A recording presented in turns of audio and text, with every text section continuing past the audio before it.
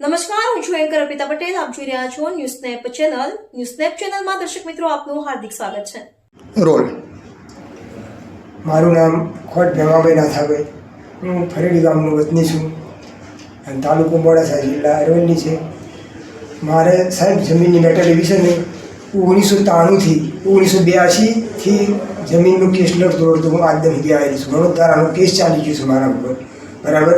અને મને 20 ગુંઠા જમીન મારા નામે થયેલી છે. અને અત્યારે મારા જોડે સ્થળ કબજો મારા પાસે 13 ગુંઠા છે, બરાબર. તો બાકીની જમીન મને આ લોકો હામાવાળા, હરિમુળા અને રમણધુળા આ લોકો મને કબજો આપતા નથી, એમ કેવું થાય. આના માટે મારે વારંવાર એમને કહેવું પડે. કલેક્ટરનો કેસ પણ ચાલે છે આ બાબતે, એમ કેવું થાય.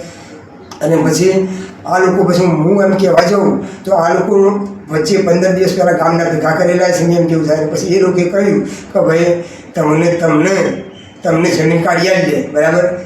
અને પછી તમારી જમીનનું જે વળતર આવતું હોય એ તમને આપી દઈએ, આવી વાતો કરી. અને પછી પાછા 4 દિવસ થયા અને પાછી માગણી કરી 4 જણા ગામના જઈને, એમ કેવું થાય. તો પાછી એમની ના પાડી, એમ કેવું થાય. પૂરું વળતર મળતું હોય. અને પછી એણે કહ્યું સુમા દોડાવી કે મારા છોકરાને પૂછો. અમે એ છોકરાની ઓથોરિટી છે નહીં, એ છોકરાની સત્તા હોતી જ નથી, એમ કેવું થાય. સુમા દોડાની અને માત્ર રમણ દોડાની અને ખોટ બેમાના અને હરિમુળાની 4 જ જણા અમે છીએ, બરાબર. મેં હયાતી હક દાખલ કર્યો તો એ લોકો કલેક્ટરમાં મારા તકરારી હેડી ચડે 3 મહિને છે. તો પાછું મારે સાચું છું, વડીલોની મારી જમીન આવી છે અને મને મારી મિલકત છે, બરાબર. તો મિલકતનું સાચો હકદાર છું, એમ કેવું થાય. અને મને ત્રાસ આપો છે. મારા છોકરોને પણ આ લોકો જીવાડે છે ને સાહેબ હરખી રીતે. અને ખોટી ફરિયાદો કરીને આદરથી ખોટી ફરિયાદો કરી અને પૈસાના જોરે આ લોકો લાગવગવાળી છે. અને પેલી બેન છે અને કેરાડિયાની ભાઈ છે, આ બહારની ભાઈ લાવીને રાખેલી છે. ભાઈ કશું જાણતી નથી આ વાતમાં અને લડાઈ કરવા માટે તૈયાર હશે અને ફરિયાદો કરવા માટે તૈયાર આવી છે, એમ કહ્યું સાહેબ. તમે શું ઈચ્છો છો? તો બસ સાહેબ મારી સાચી હકીકત ન્યાય આવવો જોઈએ, એમ કેવું સાહેબ. મારી જે વડીલોની મારી હકદાર મિલકત છે, મેં જમીન સાહેબ ગીરે મૂકેલી, મારા પણ પ્રમાણ છે, દાખલો છે, એમ કેવું થાય. અને 7 વારમાં એ લખેલું છે આજે, એમ કેવું થાય. એમને 2-10 ગીરો છે, 31 ગુંઠા જમીન મારી બચેલી છે. તો હું 31 ગુંઠાની જમીન આજે માલિક શું અત્યારે, એમ કેવું થાય. હું મારા પાસે માલિક બનવા તૈયારી થઈ ગયો છું સાહેબ. મારી તરફેણ હમણાં કેસ પણ ચાલી ગયો કલેક્ટરમાં, એમ કેવું થાય. અને આ લોકો વિરોધ કરી રહ્યા છે અને મનાઈ હુકમ એ લોકો જશે. તો મનાઈ લાયા તો પછી મનાઈ પ્રમાણે રહેવું જોઈએ ને. એ કામ શું કામ એ લોકોનો કબજો કરવો પડે જમીનમાં? મનાઈ હુકમ લાયા હોય તો પછી રહેવું જોઈએ. મનાઈનો પણ ભંગ એ લોકો કરતા આવ્યા છે. પોલીસ કેસની એફઆર પણ કરેલી છે. ગયા આ દેખા મારા જોડે એફઆર છે, એમ કેવું થાય. આ એફઆર કરેલી છે, બરાબર. તો છતાં એ લોકો પાછું ભંગ કર્યું, પાછી એમના ઉપર ફરિયાદ કરી, એમ કેવું થાય. 3-4 મહિના પછી આ લોકો જુઓ સાહેબ આ પુરાવો છે મારા જોડે. તો એ લોકો નિયમનો ભંગ એ લોકો કર્યો. હું તો જરા પણ કરતો નથી. હું તો કાયદાને હેડે ચાલુ સાહેબ, એમ કેવું થાય. 40 વર્ષથી કેસ તોડતા આવ્યો છું. આજે તમારા બબાલથી એમાં તમે પોલીસ ફરિયાદ દાખલ કરી? ના, નહીં કરી. કારણ કે મારા છોકરાને બહુ ગંભીર વાગ્યું, એમ કે ખૂન નીકળી ગયું, એમ કેવું થાય. મેં દવાખાને દાખલ કર્યો, એમ કેવું થાય, બરાબર.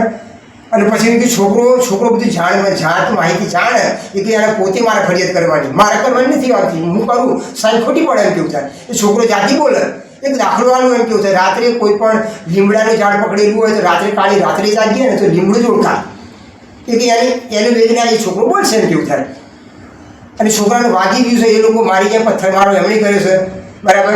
અને એ લોકોએ ગાડીના કાચ, એના પેલો વિષ્ણુ કરીને નામ છે, એ છોકરો માસ્તર છે, એણે ગાડીના કાચ તોડેલા છે. મારા જોડે સાક્ષીઓ છે આજે. આવું બધું સાહેબ ત્રાસ આપી રહ્યા છે, એક નંબરનું, એમ કેવું થાય. અમારે સાહેબ ફરિયાદ કરવા જવું તો કેવી રીતે જવું, બરાબર. કાલની જ વાત હતી, આજે 3જો દિવસ છે અને ફરિયાદ કરવા જવું પણ કેવી રીતે જવું? સામેથી પોલીસનો ફોન આવ્યો છે કે ભાઈ તમે 3 જણા આવી જાઓ. અમે કીધું ભાઈ અમારો ભાઈ ઇન્જેક્ટ છે, બરાબર, એ ગંભીર એને વાગેલું છે, બરાબર, અત્યારે હાલ દાખલ છે, બરાબર. તો એને લઈને કેવી રીતે જવું અમારે, બરાબર. બીજી વસ્તુ, અમે ફરિયાદ કરવા જઈએ તો અમને એરેસ્ટ કરી લે, કારણ કે અમારા પર FIR કરી દીધી એ લોકોએ પરમ દિવસે, બરાબર. અને એવો આક્ષેપ નાખ્યો છે કે ભાઈ આ લોકો મોબાઈલ ચોરી ગયા, સોનાનો દોરો ચોરી ગયા, જે વસ્તુ તદ્દન ખોટી છે. અને પોલીસ અમને એમ કહે છે કે ભાઈ તમે એમનો મોબાઈલ પાછો આપી દો, બરાબર. અમારે જોડે મોબાઈલ છે જ નહીં. અને જે વસ્તુ છે અમને ડર એ વાતનો છે કે અમે ભાઈને મૂકીને પોલીસ સ્ટેશન જઈએ તો આ લોકો અમને બેસાડી દે, એરેસ્ટ કરી દે. તો અહીં ઓનું કોણ, બરાબર. અમારા 3 જણ સિવાય તો કોઈ કરાવું નથી આનું, બરાબર, ઘરમાં. એટલે અમને એરેસ્ટ કરી લે 3 જણ, બરાબર. તો આનું કોઈ રખેવાળ નહીં. બીજું બધું પ્રેશર આપો. પ્લસ પોલીસનું પ્રેશર એવું આવ્યું કે ભાઈ તમે એનો મોબાઈલ આપી દો પછી તમારી એફઆઈઆર કરીશું. આવું નિવેદન અમને પોલીસ તરફથી કહેવામાં આવ્યું. હવે અમને ડર, ફોન તો અમારી જોડે છે જ નહીં, બરાબર.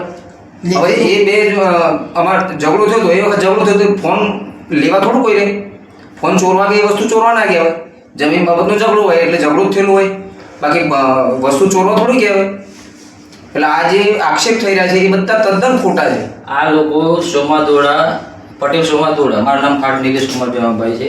હું જાતે ડ્રાઇવિંગ કરું છું અંબિકા રોડ લાઇન્સમાં. અને મારો ભાઈ જે અત્યારે ઇન્જેક્ટ છે એ ભાઈ મારાથી મોટો છે, સુરેશભાઈ ભેમાભાઈ ખાટ. એ છેલ્લા 15 વર્ષથી અંબિકા રોડ લાઇન્સમાં નોકરી કરે છે. એના પછી હું 8 વર્ષ, હાલમાં મારા 8 વર્ષ થયા છે. આ લોકો વારે ઘડીએ જમીનનો વિવાદ કરે છે, જેમાં વિષ્ણુભાઈ સોમાભાઈ પટેલ જે અત્યારે હાલમાં શિક્ષકની નોકરી કરે છે બાકોર ફંડરવાડા.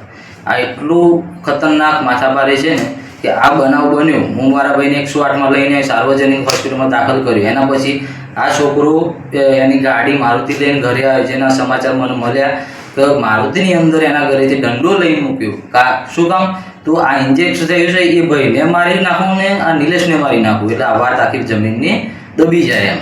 અને વારે ઘડીએ આ જ પ્રોબ્લેમ આવે છે. અમે કોઈ ગામના વ્યક્તિને રજૂઆત કરીએ છીએ કે બધા બે વાર મિટિંગ કરી, જેના વિડીયો પણ અમારા જોડે છે, યુટ્યુબ પર મૂકેલા છે કે ભાઈ આ જમીનનું વળતર એમને પહેલાં કીધેલું કે જમીનનું વળતર તમારું ફટ ભેમાભાઈ નાથાભાઈને આપી દેવાનું.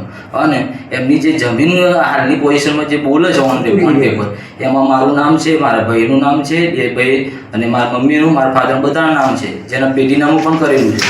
અને તો છતાંય આ લોકો વારે ઘરે ઉશ્કરણી કરવી અને ઘરની પાછળ એક દિવારે મકાન છે અમારે, અમે જો પાછળ હોય તો છોકરા ઉપર હુમલો કરવો. મારા ઘેરથી આના લગભગ 7મા મહિના પહેલાં મારા ઘેરથી પ્રેગ્નેન્ટ હતી, 8મા મહિને. એ વખતે મારા ફાધર જોડે એમને હુમલો કરી મારા ફાધરને હાથ ફ્રેક્ચર કર્યો, જેની એફઆઈઆર પણ હું કરી હતી હું જાતે.